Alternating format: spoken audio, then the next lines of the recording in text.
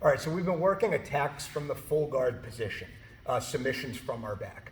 Now we're gonna, for something for the blue belts that we're gonna add in, are kind of like what if scenarios, as I like to call them. Like what if the guy does this? What's another link that we can add to the chain so that we can still be successful if the first attempt does not work? So we're gonna start from the armbar position.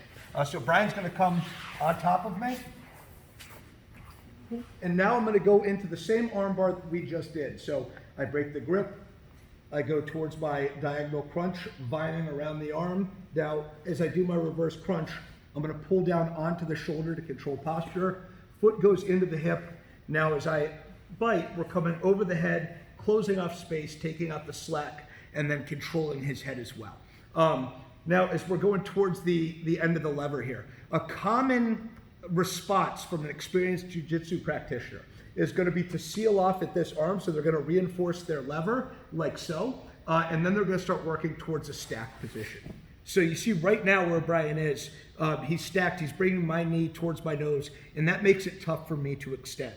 So what I'm going to do is I'm going to look to attack off this. Now, one thing that's going to help is if my initial attempt, if I had a good bite onto his head, biting down. So I really want to reinforce pointing my knee towards the ceiling and my foot down towards the floor. This is going to really latch on nicely and stop him from being able to posture up all the way.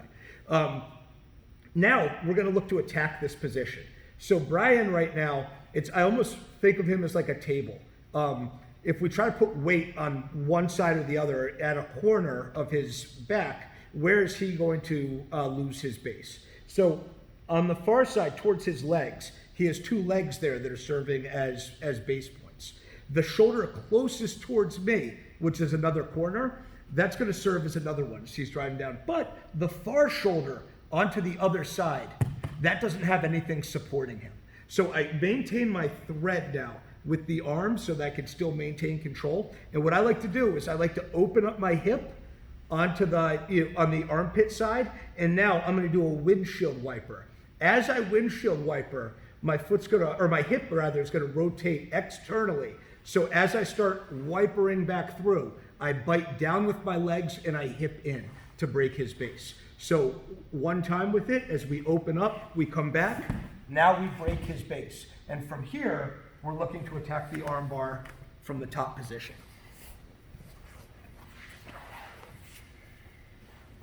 We'll go one more time with it. So attacking the armbar. Now Brian goes ahead to stack. So I want to make sure that I have good control of his head, biting down nice and tight. From here, I open my hip. As I close, I have an exterior rotation of my hip. And now my hamstring is going to kick right into his armpit. On contact, it's going to be my feet pointed down hard towards the floor, like I'm doing a hard hamstring curl, and hipping up with a slight bridge to break him off his base. Now I continue to thread through, and now I'll come over top and attack the wrist in order to finish the armbar. So one way to counter the stack from the armbar